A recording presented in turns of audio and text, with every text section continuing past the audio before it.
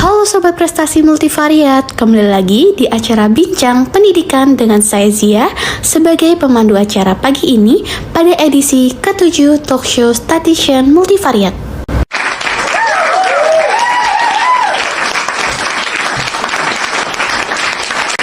Seperti biasa nih, agenda mingguan kita nggak lengkap gak sih tanpa pembahasan metode statistika yang akan dikemas secara menarik dan tentunya interaktif agar Sobat Prestasi dijamin langsung paham dan makin cinta dong sama statistik. Oke, kira-kira analisis bab apa nih yang bakal kita bawain di minggu ini? Sebelum itu, kita simak dulu yuk pembahasan isu dari admin prestasi berikut ini.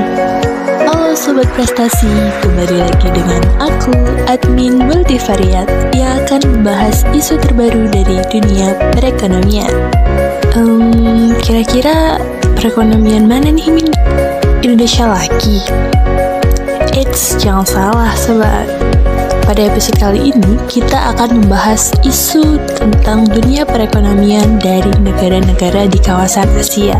Seperti yang kita tahu, benua Asia merupakan kawasan yang masih didominasi oleh negara-negara berkembang seperti Cina, India, Mongolia, dan termasuk juga Indonesia. Namun belakangan ini isu tentang krisis ekonomi yang melanda perekonomian dunia sedang hangat menjadi perbincangan, khususnya di kalangan pemerintah sebagai pengambil kebijakan. Lalu, bagaimana ya tanggapan pemerintah Indonesia sebagai salah satu negara yang populasinya terbanyak di Asia? Kalau kepo, ikuti terus penjelasan kita selanjutnya. Mungkin itu dulu sekilas info dari admin. Admin pamit undur diri. See you Sobat Prestasi. Wah, terima kasih atas informasinya and see you admin.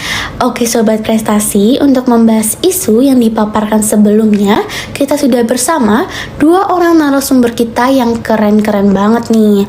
Beliau ini merupakan perwakilan dari perusahaan properti terkenal di Indonesia yang telah berhasil melakukan penelitian mengenai analisis klaster untuk pengelompokan 37 negara di Asia berdasarkan indeks harga properti dengan membandingkan dua metode sekaligus nih, yaitu metode Cummins dan Camidioid clustering.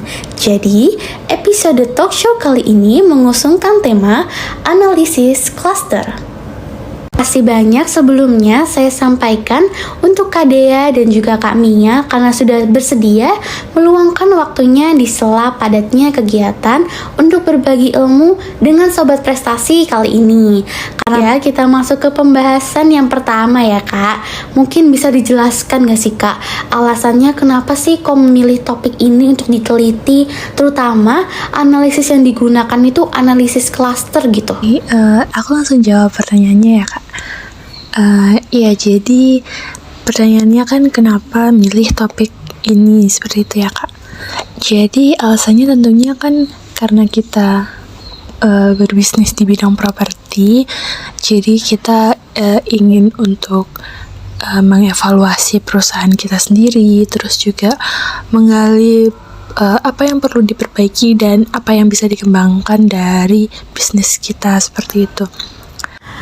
Oke baik, tadi kan juga udah sempat disinggung nih mengenai kemajuan bisnis properti ini akan memberikan solusi untuk permasalahan perekonomian yang ada.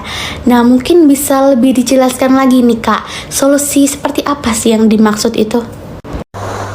Oke baik, jadi begini, pandangan saya mengenai potensi kemajuan bisnis properti ini sangat berpengaruh terhadap investasi.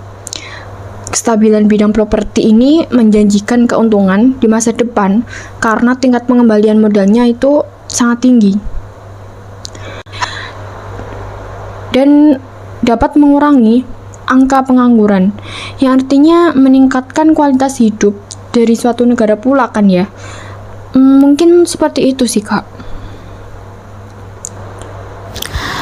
Wah, terima kasih banyak loh Kak atas penjelasannya yang sangat insightful kurang ini. lebih seperti Keren itu banget sih, Kak. gak sih Tepat teman-teman, inovasi dan niat baik dari dua figur pemuda sukses untuk membantu negara kita.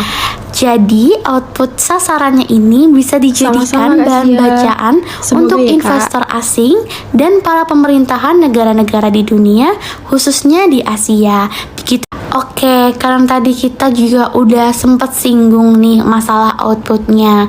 Mungkin kita bisa langsung aja nggak sih Kak bedah bersama isi dari penelitian yang dilakukan kali ini. Oke, mungkin bisa langsung aja. Silahkan Mimin. Oke, terima kasih MC dan kakak founder.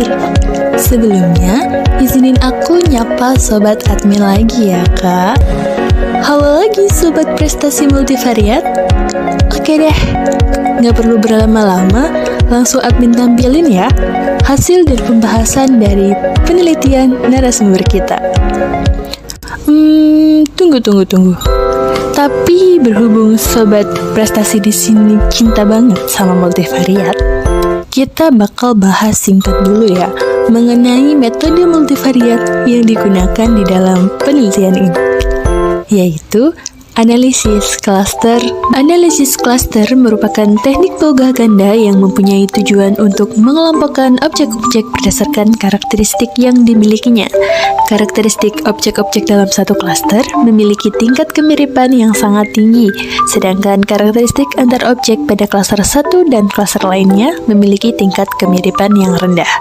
Dengan kata lain, kita dapatkan kesimpulan bahwa keragaman dalam satu cluster itu minimum, sedangkan keragaman antar cluster itu maksimum. Metode dalam analisis cluster dibedakan menjadi dua, yaitu metode hierarki dan metode non-hierarki seperti yang akan kita pelajari saat ini. Analisis cluster non-hierarki yaitu metode yang dilakukan dengan menentukan jumlah cluster terlebih dahulu tanpa mengikuti proses hierarki. Beberapa metode yang dimiliki analisis cluster non-hierarki meliputi K-means, K-harmonic, dan K-methods. Pada penelitian ini, penulis akan membandingkan dua metode sekaligus, yaitu metode K-means dan K-methods. Keseluruhan tahapan dalam penelitian ini terdiri dari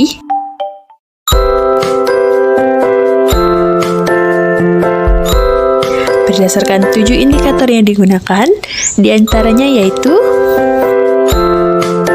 untuk selanjutnya, dari kedua metode yang dilakukan, didapatkan dua klaster dengan karakteristik yang sama. Negara-negara pada klaster 1 merupakan negara yang memiliki harga properti yang cenderung tinggi. Sedangkan negara-negara pada klaster 2 merupakan negara yang memiliki karakteristik harga properti yang cenderung rendah. Oleh karena itu, kita perlu menentukan metode terbaik yang sebaiknya digunakan. Dengan menggunakan metode perbandingan variansi cluster, didapatkan variansi K-means lebih kecil daripada variansi cluster K-medoid. Oleh karenanya, dapat disimpulkan bahwa dalam penelitian ini, metode terbaik yang sebaiknya digunakan adalah K-means. Dari hasil yang diperoleh, penulis juga menyertakan saran sebagai berikut.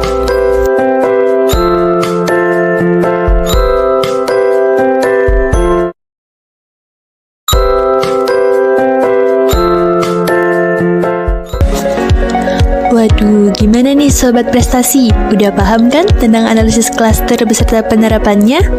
Buat yang belum paham, boleh banget ya untuk diputar ulang videonya. Dijamin pasti paham. Karena analisis sudah dipaparkan, tandanya admin harus pamit nih sobat.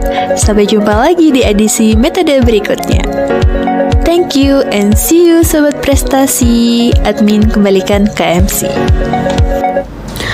Wah, keren banget gak sih teman-teman semuanya? Mungkin kita bisa beri applause dulu nih buat narasumber kita kali ini.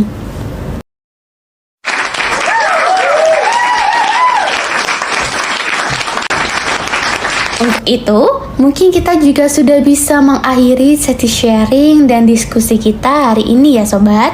kita ucapkan terima kasih kembali kepada Kak Dea dan Kak Mia yang sudah hadir dan menjadi inspirasi untuk kita semua. Ya, pamit undur diri dan terima kasih dan sampai jumpa.